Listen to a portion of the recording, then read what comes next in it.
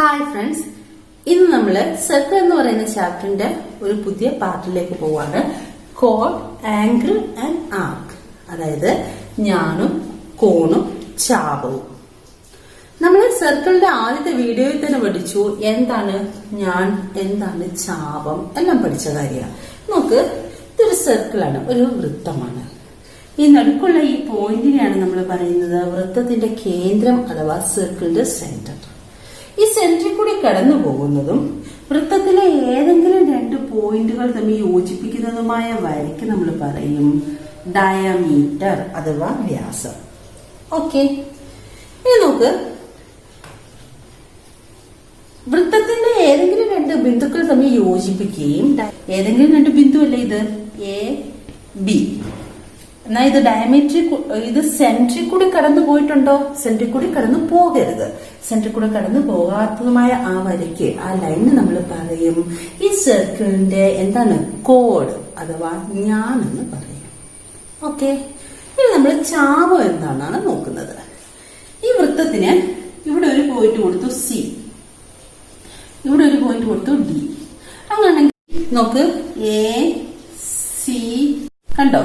ഇതിനെ നമ്മൾ പറയും ചാപം അഥവാ ആർക്ക്. ഓക്കെ, അങ്ങനെയാണെങ്കിൽ ഈ ചാപത്തിന്റെ ഓൾട്ടർനേറ്റ് അല്ലെങ്കിൽ എതിർ ചാപം അല്ലെങ്കിൽ മറുചാപം എന്ന് പറയുന്നത് ഏതാണ്?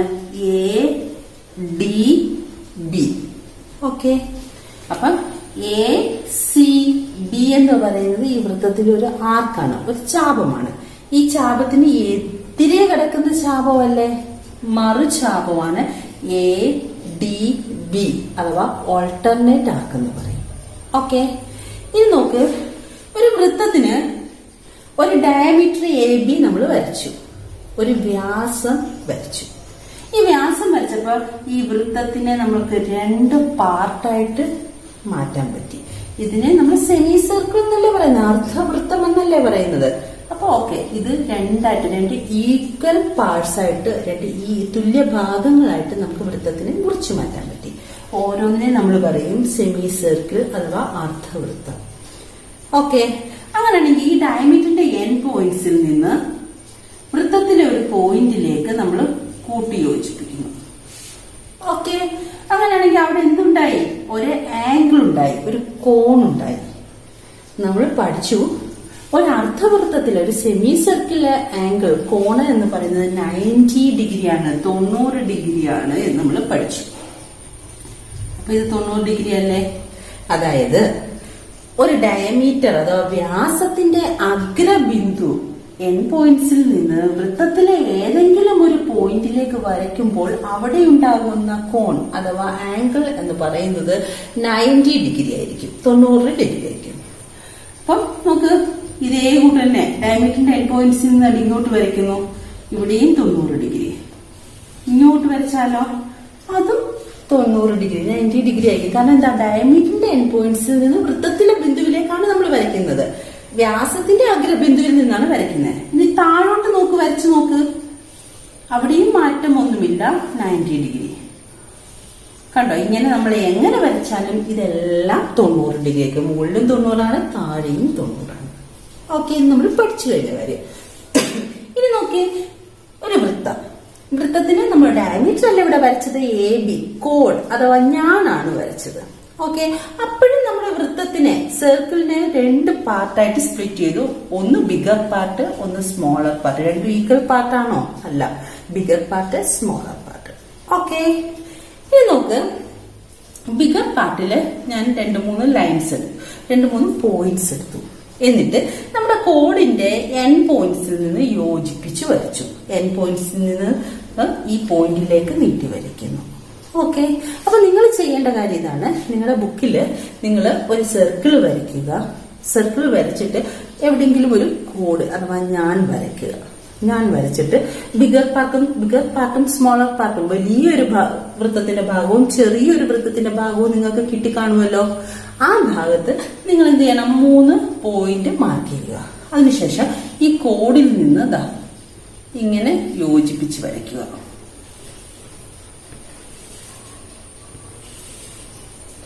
എല്ലായിടവും വരച്ചു. എന്താണ് ഇവിടെ ചെയ്യാൻ പോകുന്നത്? ഈ കോണുകളുടെ അളവ് പ്രത്യേകത എന്താണെന്നാണ് നമ്മൾ നോക്കാൻ പോകുന്നത്. ഇവിടെ 90 ഡിഗ്രി ഡയമീറ്ററിൽ നിന്ന് വരയ്ക്കുമ്പോൾ 90 ഡിഗ്രിയാണ് നമ്മൾ കണ്ടെത്തി. ഇനി ഇവിടെ എന്താ, നിങ്ങൾ എന്ത് ചെയ്യണം, പ്രൊട്രാക്ടർ എടുക്കുക, അത് ഇതാ ഇങ്ങനെ വെക്കുക.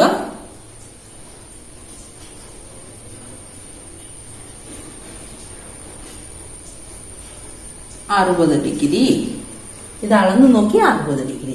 ഇനിയോ ഇതും അളന്ന് നോക്കി 60 ഡിഗ്രി. ഇത് നോക്ക്, അവിടെയും 60 ഡിഗ്രി. അപ്പൊ എന്ത് സംഭവിച്ചു, കോഡിന്റെ എൻ പോയിന്റ്സിൽ നിന്ന് അഥവാ ഞാനിന്റെ അഗ്രബിന്ദുക്കളിൽ നിന്ന് നമ്മുടെ വൃത്തത്തിന്റെ ബിഗർ പാർട്ട് ഉണ്ടല്ലോ, വലിയ ഭാഗത്തുള്ള ഏത് പോയിന്റിലേക്കും നമ്മൾ കോൺ വരച്ചാൽ, ഏത് പോയിന്റിലേക്ക് നീട്ടി വരയ്ക്കുമ്പോൾ ഉണ്ടാകുന്ന കോണ് എന്ന് പറയുന്നത് ഒരേ അളവായിരിക്കും. അപ്പൊ ഈ ബിഗർ പാർട്ടില്, അതായത് ഇതിന് മുകളിലോട്ടുള്ളതല്ലേ ബിഗർ പാർട്ട്, വലിയ ഭാഗം, ആ ഭാഗത്തുള്ള ഏത് പോയിന്റിലേക്കും ഈ ഞാന്റെ അഗ്രബിന്ദു നീട്ടി വരച്ചാൽ അവിടെ ഉണ്ടാകുന്ന കോൺ എന്ന് പറയുന്നത് ഒരേ അളവായിരിക്കും. ഓക്കെ, അങ്ങനെയാണെങ്കിൽ നമുക്ക് നോക്കാം. ഈ കോഡിന്റെ താഴെയുള്ള ഭാഗം, അതായത് സ്മോളർ പാർട്ട്, ചെറിയ ഭാഗം, അതിന് 2 പോയിന്റ് മാർക്ക് ചെയ്തു. എന്നിട്ട് ഇതാ ഇവിടെ നിന്ന് ഇങ്ങോട്ടും ഇവിടെ നിന്ന് ഇങ്ങോട്ടും നീട്ടി വരച്ചു. ഓക്കെ, നീട്ടി വരച്ച ശേഷം നിങ്ങൾ പ്രൊട്രാക്ടർ യൂസ് ചെയ്ത് ഇത് അളന്ന് നോക്കുക. എത്രയാ, 120 ഡിഗ്രി. ഇനി വേറെ ഒരു പോയിന്റ് കൂടെ കൊടുത്തു, എന്നിട്ട് അങ്ങോട്ട് യോജിപ്പിക്കുന്നു. ഈ കോണിന്റെ അളവും, അതായത് കോഡ് അഥവാ ഞാന്റെ അഗ്രബിന്ദുവിൽ നിന്ന് ആ പോയിന്റിലേക്ക് നീട്ടി വരയ്ക്കുന്നു, അവിടെ ഉണ്ടാകുന്ന കോണിന്റെ അളവൊന്ന് അളന്ന് നോക്കുന്നു. ഓക്കെ, അളന്ന് നോക്കി, അതും 120 ഡിഗ്രി. അപ്പൊ നോക്കിയേ, എന്താ നമ്മൾ ഇതിൽ നിന്ന് മനസ്സിലാക്കിയത്, ഒരു കോഡ് വരച്ചു, കോഡ് വരച്ചപ്പോൾ അഥവാ ഒരു ഞാൻ വരച്ചപ്പോൾ സർക്കിൾ 2 പാർട്ടായിട്ട് മാറി. ഒരു ബിഗർ വലിയ ഭാഗവും ഒരു ചെറിയ ഭാഗവും. വലിയ ഭാഗത്തുള്ള എല്ലാ പോയിന്റിലേക്കും കോഡിന്റെ ഞാനിന്റെ അഗ്രബിന്ദുക്കൾ നീട്ടി വരയ്ക്കുമ്പോൾ ഉണ്ടാകുന്ന എല്ലാ കോണുകളും ഒരേ അളവായിരിക്കും. ഓക്കെ, ഇനി താഴെയുള്ള ചെറിയ ഭാഗത്ത് ഈ കോഡ് ഞാൻ ഉണ്ടാക്കുന്ന കോണുകളും ഒരേ അളവായിരിക്കും. ഓക്കെ, ഇത് 120 ഇത്. പക്ഷെ ഒരു കാര്യം ശ്രദ്ധിക്കണേ, ഇവിടുത്തെ രണ്ടിടത്തെയും കൂടെ ഒരേ അളവ് ആവണമെന്നില്ല. ഇവിടെ 60 ആണോ? അല്ല. ഓക്കെ, അത് നമ്മുടെ ഡയമീറ്ററിന്റെ കേസിലാണ്. ഇവിടെ 90 ആണെങ്കിൽ ഇവിടെയും 90 തന്നെ വരുന്നത്. ഓക്കെ, കാരണം ഒരേ അർദ്ധവൃത്തത്തിലെ കോൺ 90 ഡിഗ്രിയാണ്. ഓക്കെ ആണോ? ഇനി നമ്മള് അടുത്തതായി ചെയ്യാൻ പോകുന്നത്, ഒരു സർക്കിള്, ആ സർക്കിളിന്റെ കോഡ് വരച്ചു. ഇതാ ഒരു റഫ് ഫിഗർ ഇങ്ങോട്ട് മാറ്റി വരയ്ക്കുകയാണ്. ഒരു സർക്കിളിന്റെ സെന്റർ ഇതാണ് AB എന്ന് പറയുന്ന കോഡ്. ഇനി നമ്മൾ ചെയ്യാൻ പോകുന്നത് എന്താന്ന് വെച്ച് കഴിഞ്ഞാൽ, ഇതിന്റെ ബിഗർ പാർട്ടില് P എന്ന് പറയുന്ന ഒരു പോയിന്റ് നമ്മൾ അളന്ന് ചെയ്തതാണ്. ഈ ബിഗർ പാർട്ടിലെ ഏത് പോയിന്റ് എടുത്തിട്ട് കോഡ് നമ്മൾ അങ്ങോട്ടിങ്ങനെ നീട്ടി വരച്ചാല് അവിടെ ഉണ്ടാകുന്ന എല്ലാ കോണുകളും ഒരേ അളവായിരിക്കും. അതാണ് നമ്മൾ ഇപ്പം പഠിച്ചു കഴിഞ്ഞത്. ഇനി നോക്ക്, ഈ P എന്ന് പറയുന്ന ഒരു പോയിന്റ് എടുത്തു, എന്നിട്ട് തന്നെ ഈ കോഡ് യോജിപ്പിച്ചു. ഓക്കെ, കോഡ് യോജിപ്പിച്ചു. അങ്ങനെയാണെങ്കിൽ ഇവിടെ ഉണ്ടാകുന്ന കോണും, ഓക്കെ ശ്രദ്ധിക്ക്, ഞാനൊരു കോഡ് എടുത്തു, ബിഗർ പാർട്ടിൽ P എന്ന് പറയുന്ന ഒരു പോയിന്റ് മാർക്ക് ചെയ്തു. വലിയ ഭാഗത്ത് ഈ P ഈ ഞാനിന്റെ അഗ്രബിന്ദുക്കളായിട്ട് യോജിപ്പിച്ചു. കോണിന്റെ എൻ പോയിന്റ്സ് ആയിട്ട് യോജിപ്പിച്ചപ്പോൾ നമുക്ക് എന്ത് കിട്ടി? ഒരു കോൺ കിട്ടി. ഓക്കെ, ഇനി പിന്നെ ചെയ്യാൻ പോകുന്നത്, ഈ എയിൽ നിന്ന് നമ്മുടെ സെന്റർ ഉണ്ടല്ലോ, വൃത്ത കേന്ദ്രം ഓയും ബിയും എയും എല്ലാം യോജിപ്പിച്ചു. അതായത് ഞാനിന്റെ അഗ്രബിന്ദുക്കൾ വൃത്തത്തിന്റെ കേന്ദ്രവുമായി യോജിപ്പിച്ചു, സെന്ററുമായി യോജിപ്പിച്ചു. ഓക്കെ, അങ്ങനെയാണെങ്കിൽ നമ്മൾ ഇനി ചെയ്യാൻ പോകുന്ന കാര്യങ്ങള്, ഈ പിയും ഈ ഓയും തമ്മിൽ എന്തെങ്കിലും ബന്ധമുണ്ടോ, അവ തമ്മിലുള്ള എന്താണ് റിലേഷൻ, അതാണ് നമ്മൾ കണ്ടുപിടിക്കാൻ പോകുന്നത്. ഓക്കെ, അതിനായിട്ട് നമ്മൾ എന്താ ചെയ്തത്? ഒരു സർക്കിൾ വരച്ചു. സെന്റർ O ആണ്, അതിന്റെ കോഡ് AB ആണ്, ഞാൻ AB ആണ്. ഞാൻ P എന്ന് പറയുന്ന ഒരു പോയിന്റ് ഇവിടെ മാർക്ക് ചെയ്തു. അങ്ങനെയാണെങ്കിൽ ഞാനിന്റെ അഗ്രബിന്ദുക്കൾ കോഡിന്റെ എൻ പോയിന്റ്സിൽ നിന്ന് Pയിലേക്ക് യോജിപ്പിക്കുക. ഓക്കെ, യോജിപ്പിച്ചല്ലോ. ഇനി ഞാൻ എന്താ ചെയ്യാൻ പോകുന്നതെന്ന് വെച്ച് കഴിഞ്ഞാൽ, ഈ എൻ പോയിന്റ്സ് ഓയുമായി യോജിപ്പിക്കുക. ഓക്കെ, യോജിപ്പിച്ചല്ലോ. നെക്സ്റ്റ് ചെയ്യാൻ പോകുന്നത് പിയും ഓയുമായി യോജിപ്പിച്ച് വരയ്ക്കുക. ഓക്കെ, നിങ്ങൾ നോട്ട്ബുക്കിൽ എഴുതുന്ന സമയത്ത് ഇവിടെ ഒരു ക്ലാസ്സിൽ എങ്ങനെ പറഞ്ഞു കൊടുക്കുന്നു, ഇപ്പൊ നിങ്ങൾക്ക് മിസ്സാവുന്നത് നിങ്ങളുടെ സ്കൂൾ ക്ലാസ്സുകളാണ്. അപ്പൊ നിങ്ങൾക്ക് ക്ലാസ്സിൽ എങ്ങനെ പറഞ്ഞു തരുന്നു എന്നുള്ള ഒരു രീതിയെ ഞാൻ ചെയ്യുന്നുള്ളൂ. അപ്പൊ നിങ്ങൾക്ക് അവിടെ നോട്ട്സിന്റെ ആവശ്യം വരുന്നുണ്ട്. ഞാൻ ഈ പറയുന്ന ഓരോ വേർഡ്സും നിങ്ങളുടെ ബുക്കിൽ എഴുതേണ്ട സ്റ്റെപ്സ് തന്നെയാണ്. അപ്പൊ അതനുസരിച്ചിട്ട് നിങ്ങൾ എഴുതി കഴിഞ്ഞാൽ നിങ്ങൾക്ക് നോട്ട്സ് ഓക്കെ ആവും. അപ്പൊ നിങ്ങൾ ഫസ്റ്റ് എന്താ ചെയ്തിട്ട് ഒരു സർക്കിൾ ഡ്രോ ചെയ്തു. Next O is the centre. O എന്ന് പറയുന്ന വൃത്ത കേന്ദ്രമാണ്. എ ബി എന്ന് പറയുന്നത് വൃത്തത്തിന്റെ കോഡ് അഥവാ ഞാനാണ്. പി എന്ന് പറയുന്നത് ഈ സർക്കിളിന്റെ കോഡ് ഡിവൈഡ് ചെയ്യുമ്പോൾ ബിഗർ പാർട്ടിലെ ഒരു പോയിന്റ് എടുത്തു കഴിഞ്ഞാൽ എ പി ബി എന്ന് പറയുന്ന ഒരു കോൺ നമുക്ക് ലഭിച്ചു, ഒരു ആംഗിൾ ലഭിച്ചു. നെക്സ്റ്റ് ഓ എന്ന് പറയുന്ന സെന്ററുമായിട്ട് ഈ എയും ബിയും യോജിപ്പിച്ച് വരയ്ക്കുക. അത് കഴിഞ്ഞ് നമ്മൾ ചെയ്തത് പി എന്ന് പറയുന്ന പോയിന്റ് ഓയും കൂടെ ജോയിൻ ചെയ്യുക. ഓക്കെ, ഇത്രയാണ് നമ്മൾ ചെയ്തത്. ഇനി നോക്ക്, നമ്മള് ഇത് എക്സ് ഡിഗ്രി എന്നും ഇത് വൈ ഡിഗ്രി എന്നും നമ്മൾ ഇതിന്റെ മെഷർമെന്റ് ഇതിന്റെ അളവ് അങ്ങ് എടുക്കുകയാണ്. ഇതെന്ന് പറയുന്നത് എത്രയാ, സി ഡിഗ്രി. ഓക്കെ, അത്രയും നമ്മൾ എടുക്കുകയാണ് ചെയ്യുന്നത്. X degree, Y degree, C degree. നമ്മൾ ഒന്ന് ഓർമ്മയിൽ എപ്പോഴും വേണ്ടി നമ്മൾ ചെയ്യാൻ പോകുന്നത് എന്താണ്, ഈ ആംഗിൾ പിയും ആംഗിൾ സിയും തമ്മിൽ എന്തെങ്കിലും ബന്ധമുണ്ടോ എന്നാണ് നോക്കുന്നത്. ഓക്കെ, അപ്പൊ നമ്മള് പിയിൽ നിന്ന് ഓയിലോട്ട് ജോയിൻ ചെയ്തു. ഇത് എക്സ് ഡിഗ്രി എടുത്തു, ഇത് വൈ ഡിഗ്രി എടുത്തു, ഇത് സി ഡിഗ്രി എടുത്തു. ഓക്കെ, ഇനി നിങ്ങൾ ശ്രദ്ധിക്കേണ്ടത് ഒ ബി പി. ഞാൻ പറയുന്ന ഭാഗം മാത്രം നിങ്ങൾ ശ്രദ്ധിച്ചാൽ മതി. ഒ ബി പി എന്ന് പറയുന്ന ട്രയാങ്കിൾ നമ്മൾ എടുക്കുന്നു. ആ ത്രികോണം നമ്മൾ എടുക്കുന്നു. നോക്ക്, ട്രയാങ്കിൾ ഒ ബി പി നമ്മൾ എടുക്കുന്നു. ഇനി നോക്ക്, ഓയും ബിയും, ഒ ബി എന്ന് പറയുന്ന ലൈനും ഒ പി എന്ന് പറയുന്ന ലൈനും എന്താണ്, വൃത്തത്തിന്റെ എന്താണ്? ഒ ബിയും ഒ പിയും ഈ വൃത്തത്തിന്റെ റേഡിയസ് അഥവാ ആരമാണ്. ഒരു വൃത്തത്തിന് ഒരൊറ്റ റേഡിയസേ ഉള്ളൂ. അതുകൊണ്ട് ഈ ഒ ബിയും ഒ പിയും തുല്യമായിരിക്കും. ഇവിടെ നമുക്ക് എഴുതാം റേഡിയസ്, ആരങ്ങൾ, റേഡിയയാണ്. അപ്പൊ അത് രണ്ടും ഈക്വലാണ്. അതാണ് ഇവിടെ എഴുതിയിരിക്കുന്നത്. ഒ ബി പി എന്ന് പറയുന്ന ട്രയാങ്കിൾ ത്രികോണം പരിഗണിക്കുമ്പോൾ O B equals O P ആണ്. അത് രണ്ടും റേഡിയസ് ആണ്. അപ്പൊ നോക്കിയേ, ഈ ട്രയാങ്കിൾ നമ്മൾ കൺസിഡർ ചെയ്തു.